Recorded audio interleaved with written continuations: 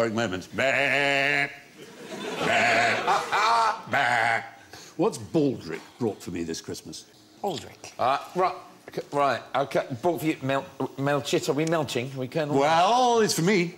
It's for you. And who is that there on the screen? Tony Robinson. And there is a Tony Robinson, yeah. Baldrick, who's about to come on. But in the First World War, as you probably know, and we've covered before, there was a Christmas football truce. Yes. But what happened later, in 1915, was that because football had been banned at Christmas Day, a soldier smuggled into the trench a football. It was deflated so that no one would spot it. And then he blew it up before the Battle of Loos. And in the morning, when the whistle blew to commence the offensive, he threw it out of the trench, shouting, "Play up, London Irish," because it was from the London Irish Regiment, which I'm sure you'll be aware of. Yeah, great regiment. And they found the football when they got to the German trench. They kept it. And it so happens a member of that London Irish happens to be called Tony Robinson and is therefore always called Baldrick by his fellow. And he has brought that football along today. Wow.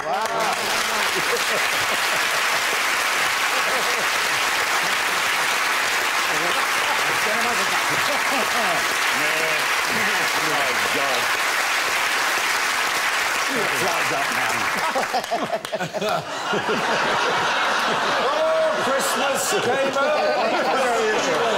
early. Darling, take that man's name and address. When they said this really is Tony the football. It is indeed just the football. And where is it kept? It's kept in the museum, which is now down in Camberwell at the London Irish Rifles. Is it called the London Irish Regiment or the London Regiment?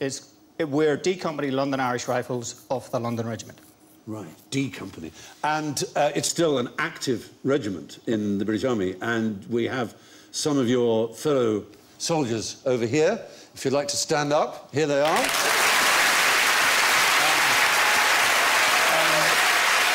Fabulous to see you, boys. They're all recently back from Helmand province in Afghanistan, and they're wearing combat uniform, but most noticeable is the, how do you say it, kabine, which you must not call a beret, I believe. And can any of you tell me what is distinctive about that particular piece of head joy, I shall call it, as opposed to various other British... Pain in the arse in the cinema, aren't they? Well, yeah. But this is different from other headwear that... People behind those lads are like, oh, now they've stood up. Didn't have to be bad enough with a bloody hat. Tell them. I'm not. Are they worn on the opposite side to the others? It's the only one with the cap badge on the right. This is a very historic year for Irish soldiers. Tell me why. Well, last May, all Irish soldiers who deserted the Irish Army... have been... I haven't finished sorry.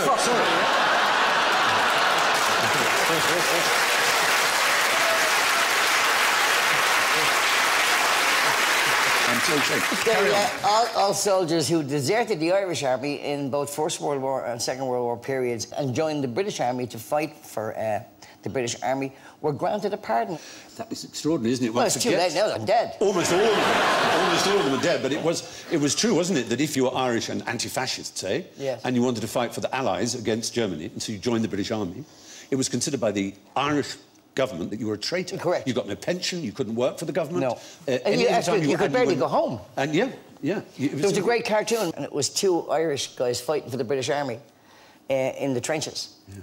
And De Valera was the president of Ireland at the time. Yeah. And the two boys were there ducking the bullets, and one said, the other said, well, fair play to De Valera, he kept us out of this. Very good. That's very good. So thank you very much, and please sit down. Members of D Company, thank you so much. Anyway, Baldrick. Sir.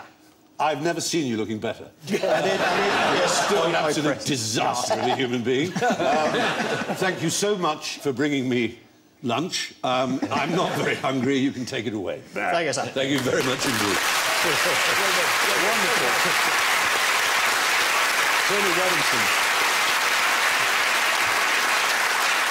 So, yeah. That football you've just seen was kicked right across no man's land by Rifleman Frank Edwards and the London Irish in 1915. And our thanks to Rifleman Tony Baldrick Robinson. So it's time for a Christmas drink.